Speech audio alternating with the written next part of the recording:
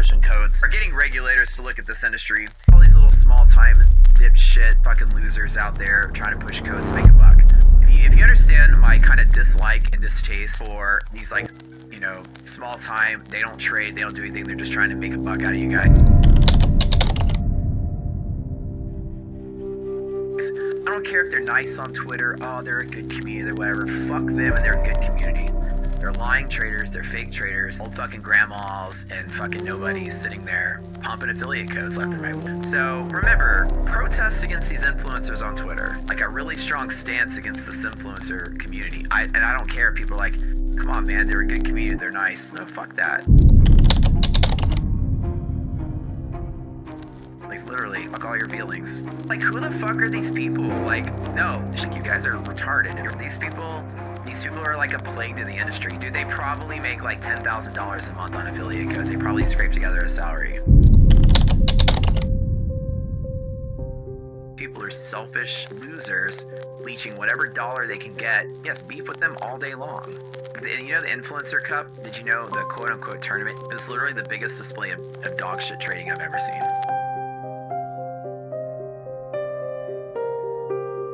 You know who was in that was important? Nobody. Pat was in that contest. Matt wasn't. Rips wasn't. I wasn't. Nobody that actually does things in this industry correctly has a big following. It's the small people that are going to do stuff like that because they're trying to scrape a dollar. The upper echelon of people, the people that make millions of dollars a month, not 10,000 a month, they see the dangers of that kind of thing. And see, these people need to go away completely. They don't deserve to be here. Just so they can make like a $50,000 a year salary. And none of them are traders. They have small, tiny communities. 1,000. We got the Twitter account of 600 people in the quote-unquote Influencer Cup. Like, bro, I challenge you one-on-one to a $1,000 trading competition. Or 10,000 or something small. And I'm like, all right, yeah, I also challenge Elon Musk to a $10,000 Scrabble match. I'll let you know when he gets back to me. I want you guys to be very hateful towards these kind of people.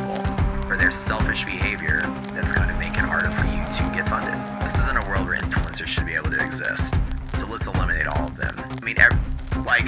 I work for My Funded Futures. I go to the team meetings every week. I'm in team meetings with Elite Trader Funding. I'm in team meetings with Funded Next. This is executive meetings with the executive team where only a handful of people go. Like all of these people in the Influencer Cup are like still 1/10 of our customer base if you add up all 40 of those people. So they're all like tiny and small. Yeah, so no, my goal isn't to go out there and build a community of small time influencers to help them get ahead in life. They don't deserve to be here. You know, my greater goal would be to sort of eliminate them from existence.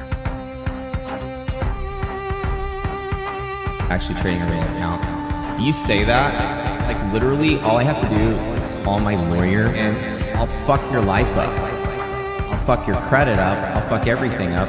Just one phone call to a lawyer if you say another libelous comment like I'm playing with play money. You think I'm kidding? I've made StockTwits traders disappear from StockTwits. If you say one more libelous thing, I'll bury you, kid. In legal battle that you don't want. Everybody, y'all heard him say play money, right? He's calling me a paper trader. He is literally creating libel against $1 million a year company. Oh boy, I wonder how much business loss I took to this. How much physical loss the company's taking based on his libelous claims. How much do I want to sue him for? The problem is that the judgment would even be worth $1,000 my lawyer would charge him for the cease and desist because he's a kid with no money. We can't really chase a kid out. We can just get him banned from StockTwits, which we've done to people before, and then he just disappears when he realizes the IP ban and he can't start another account. But whatever. I just like to talk shit. Fraud is usually loud. It brags, it flexes, it shouts its victories and whispers its losses.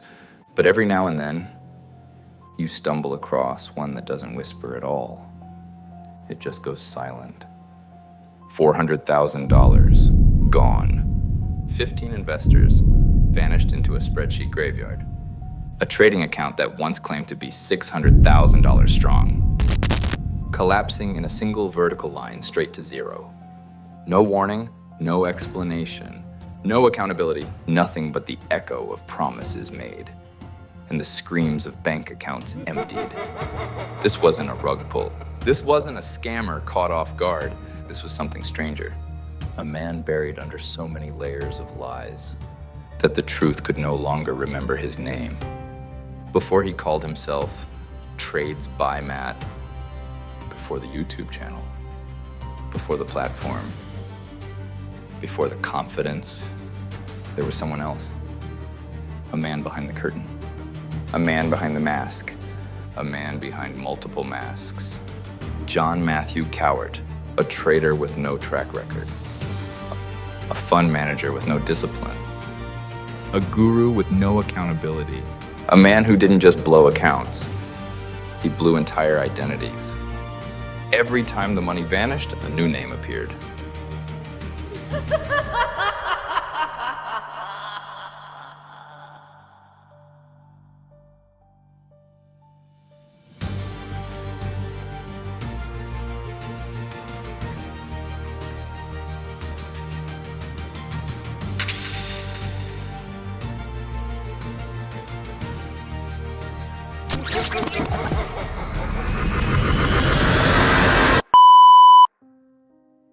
Every scam starts with a promise, a dream, a place where the money is easy, the strategy is simple, and the lifestyle comes pre-packaged with palm trees and motivational quotes.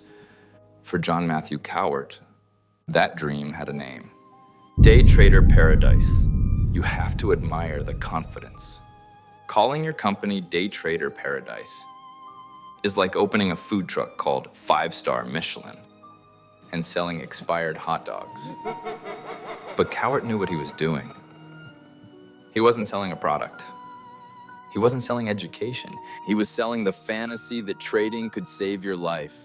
A fantasy where you quit your job, you fire your boss, you make thousands a day, you trade smart and live free. And people believed it. Because people always believed the dream long before they ever questioned the man selling it. Day Trader Paradise wasn't just a Discord server. It was marketed like a family, a movement, a digital church of greener pastures. But there was one problem. The congregation was fake. Former mod John Tyson confirms. Mods posed as students. Fake accounts pretended to be profitable traders. Reddit burners hyped the brand. He even had unpaid volunteers sign non-disclosure agreements or an NDA for a Discord room. Seriously. Imagine running a community so fragile that your moderators need legal paperwork just to pretend it exists. I know I give these Discord subsellers a hard time, but fabricating success and manufacturing a community with throwaway profiles is diabolical. It's narcissistic. It's the building blocks that establishes a pattern of deception. This man had even went as far as to join the Robbins Cup and drop out early and act like he was some champion. All of this was further fuel to build the brand and the illusion that he was some professional day trader. This is very important context for what's coming. When we look back in hindsight and wonder how all these people managed to fall for this, come back to this section of the video.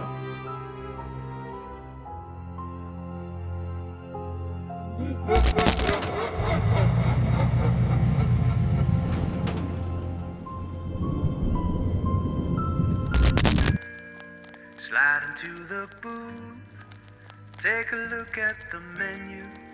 Got a special today, tailored just for you. It's a dollar store fantasy, a 5 and dime wish. Served right up with a smile on a pale blue dish. We're selling dreams today, a wonderful treat.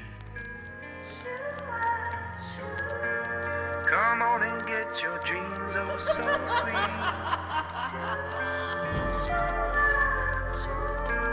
Dreams for you.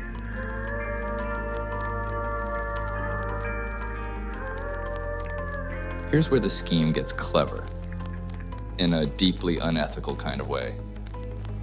Cowart used his then-girlfriend, a paralegal, to pull attorneys from her firm into his ecosystem. Not as students, not as community members, but as believers. Nothing says, trust me with your money, like meeting a guy through the woman whose rent he's living off of. Attorneys who saw a polished brand, a tight-knit community, a charismatic trading expert, a growing following. They saw Day Trader Paradise as a sign of legitimacy, They didn't know it was an incubator for the next stage of the deception. Cowart built day trader paradise the same way Hollywood built cities. Convincing from a distance, but walk too close, and you realize the buildings are just cardboard walls. His success stories, scripted by mods. His growth, boosted by burner accounts. His community engagement, handcrafted illusions. His lifestyle, funded by his girlfriend and not the market. The only thing trading successfully was his ability to trade lies for loyalty. Everything in day trader paradise had one purpose: the branding, the community, the hype, the fake accounts, the girlfriend's connections, the controlled messaging, the NDAs, the curated illusion of success. Paradise was a production set, a stage play, a place where every actor knew their line, every screenshot had a filter, and every win was strategically placed in front of investors. And the play had one ultimate goal: convince them that John Matthew Cowart was a trading prodigy worth funding. And when the audience believed him, when the dream felt real enough to touch, that's when he unveiled the next act. The hedge fund. Because paradise was never the destination, it was the bait.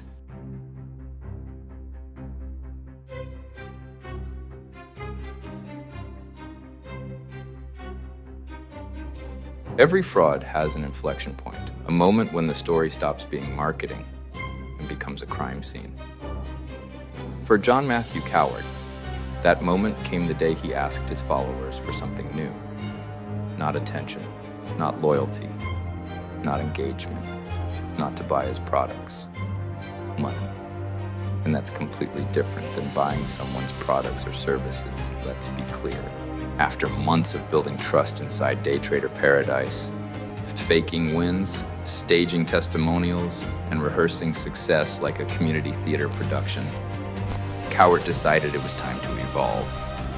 He told his members he was taking things to the next level. A fund, a hedge fund, a professional operation. It's always the guys losing on paper accounts who wake up one morning and decide they're Ray Dalio. But the pitch worked because it didn't start cold. It wasn't some random guy on the internet yelling about opportunity. It was their leader. The guru from paradise, the guy with the community, the guy with the testimonials, the guy who seemed successful enough to trust. Stagecraft is powerful. Illusions are persuasive. And Cowart understood both better than trading. If day trader paradise was the funnel, his girlfriend was the siphon. A paralegal connected to attorneys who unknowingly became the bridge between the fantasy and the funding. He used her professional network like a fishing net, hooked attorneys, pulled investors, sold them the story. One attorney described the whole thing as desperate. Cowart rushing, persuading, promising them that this fund was backed by his growing subscription empire. A subscription empire he was charging $700 a month for that may or may not have been paying for his groceries at the time. Another guy pimping his girlfriend out all for the end goal, just to be success, status, and money, which he inevitably loses. Now, who does that sound like? Ironically enough, that sounds exactly like Matthew Smith, also known as What's the Dirt. Now wait a damn minute. What's with all of these Matthews screwing people over? We got Matt from the prop firm Top One Futures scamming their traders. Then we got Matthew Smith, also known as What's the Dirt, scamming farmers out of money and product. Then we have TradesByMatt, or should we say John? Nah, you wanted to be TradesByMatt so bad. So now you get to join the Matthew Club of manipulating losers. It isn't a coincidence that all of y'all have a history of manipulating women. On paper, it looked official. Cowart Trading, LLC. Filed with the SEC. Classified as a hedge fund. $405,250 raised, 15 individual investors. This wasn't a handful of donations. This was capital, serious capital. Capital that requires compliance, custody, auditing, and oversight. Cowart had none of those. He ran a hedge fund the same way teenagers run Minecraft servers. Zero security, zero rules, zero supervision. Between March and May 2020, the wires came in like clockwork. $50,000, $25,000, $10,000, $20,000. Some wired through Day Trader Paradise LLC. Some through Cowart Trading LLC. Some directly to him. It was all blending together. Bank accounts, corporate entities, investor money. A level of commingling so reckless, it would give an accountant seasonal depression. Once the money was in, the strategy became clear. Trade until something works. Then trade harder when it doesn't. Then deposit more money. And repeat the cycle until God intervenes. And the performance sheet proves it. The fund didn't decline. It imploded. 94.39% total destruction. Negative 109.46% trading account loss. Over $435,000 vaporized. Net liquidation value dropped to $68.30. All in 3 months. The weekly spreadsheets he used to send vanished. No more updates. No more explanations. Just silence. Investors waited for clarity. Cowart waited for them to shut up. The losses weren't just catastrophic. They were irreversible. With the fund in ruins and investors staring at financial scorched earth, Cowart did what serial frauds always do. He reinvented himself, left Day Trader Paradise behind, abandoned Cowart Trading, buried the fund collapse. So he could emerge with a new identity and pretend none of this ever happened. He didn't just lose their money. He shed his past like a snake, molting in slow motion. Day Trader Paradise built the trust. The fund cashed it in. And when the dust settled, only one man walked away unscathed. Because the next chapter of his life wasn't about fixing the damage. It was about outrunning it.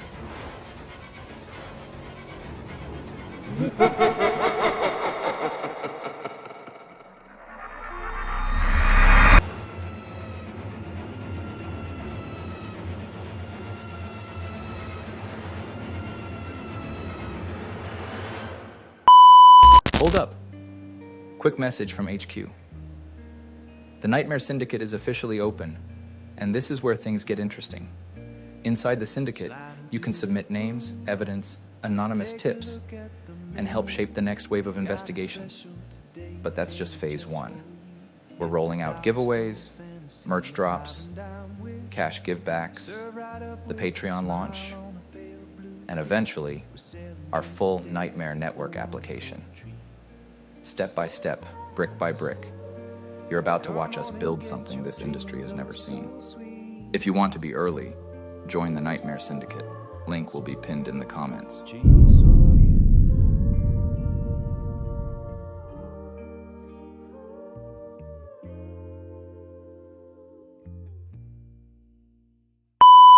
Every scammer has a vanishing point. A moment when the heat gets too close, the questions get too sharp, and the truth starts leaking through the cracks. For our frequent guests of the show, Danny DeLito and Pastor Jacob, after their $147 million scheme with the funded Futures family was exposed, they both parted ways from that garbage fire. Prophet Wieland, Guru Leaks put belt to ass, and he ain't never been the same. Tory Trades? Do I even need to say? As a matter of fact, I can't because that's still an open case. But as for John Matthew Cowart, that moment was July 2020. $400,000 gone, 15 investors ghosted, spreadsheets stopped, phone calls unanswered, paradise burned to ash. And what did he do next? What any responsible adult would do, of course. He changed his name and started a YouTube channel. The instant the fund collapsed, Cowart treated Day Trader Paradise like a disposable coffee cup. One flick of the wrist, gone, never mentioned again. No refunds, no apologies, not even a my bad, just silence, and the faint sound of a man Googling how to reinvent yourself in 3 easy steps. Then came the next act of the magic trick. Rocket Scooter Inc., a sleek name, a fresh Delaware corporation, a brand with no baggage, at least until the lawsuit hit. He appointed himself CEO and director, like a kid choosing his own superhero name. It didn't matter that Rocket Scooter had the same man behind the wheel, the same debt, the same trading record, the same history of catastrophic losses. He wasn't reinventing the business. He was burying the evidence. But the real transformation happened in the public eye. One day, John Matthew Cowart vanished. The next, a new face appeared, TradesByMatt. He didn't just rebrand, he laundered his reputation. No mention of day trader paradise, the catastrophic fund, the minus 109% trading account, the investors wiped out, the legal trail behind him, just a clean slate, a new persona, a new identity for public consumption. The choice of name wasn't an accident. There was already another trader known as TradesByMatt with years of search engine footprint. Cowart hijacked the name like a digital identity thief, hoping to blend in with the algorithmic crowd and siphon off legitimacy. He didn't rise through the ranks. He photoshopped himself into the group picture. People rebrand businesses to evolve. Cowart rebranded himself to disappear. You don't create a new persona, a new company, a new online identity, a new narrative, unless the old one is radioactive. And his was. This wasn't marketing, it was survival. Cowart didn't rebuild his reputation, he escaped it. And once he became TradesByMatt, the lies weren't behind him.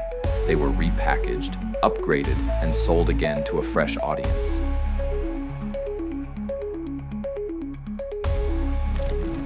We serve legacy meals. Some stories end with justice, some end with redemption. But every now and then, you find a story that ends exactly where it was always heading. John Matthew Cowart didn't fall from grace. He never climbed high enough for that. He lied his way into day trader paradise. He charmed his way into a hedge fund. He disappeared into a rebrand. And every chapter, every shell company, every alias, every pivot told the same story. A man running from the truth, faster than he ever ran toward accountability. Based on the evidence, the patterns, the rebrands, the catastrophic losses, the fake personas, the vanished investors, and the mountain of debt growing like mold behind his ears. John Matthew Cowart is not a trading expert, not a mentor, not a visionary entrepreneur. He is, and always has been, a cautionary tale wearing a fresh coat of paint. He built a paradise to lure believers. He built a hedge fund on their faith. Then he burned both down and walked away from the ashes like they were someone else's problem. The only thing he consistently generated was new victims. He hasn't stopped. He hasn't changed. He hasn't paid what he owes. He just changed the mask because predators don't retire. They rebrand. So here's my verdict. John Matthew Cowart, also known as TradesByMatt, also known as whatever the fuck mask he puts on next. You are guilty of financial negligence, guilty of deception, guilty of identity laundering, and guilty of wasting more money than most people will ever touch in their lifetime. Your entire career is a lighthouse. For anyone who still believes, marketing can replace math. To the viewers, when someone loses $405,000 in 3 months, don't subscribe to their newsletter. When someone rebrands every time the truth catches up, stop following them. And when someone tells you they became a profitable trader in 2015 while living off their girlfriend in a Houston apartment, close the tab. Case closed. And remember, the Nightmare Network is always watching.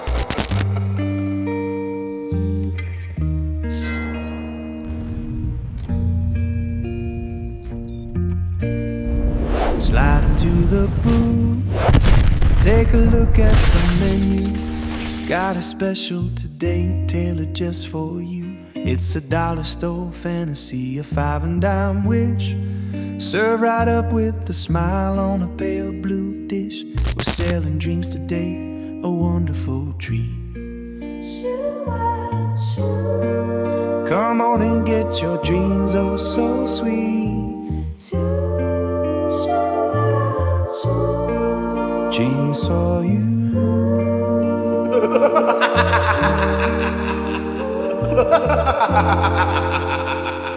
ha ha!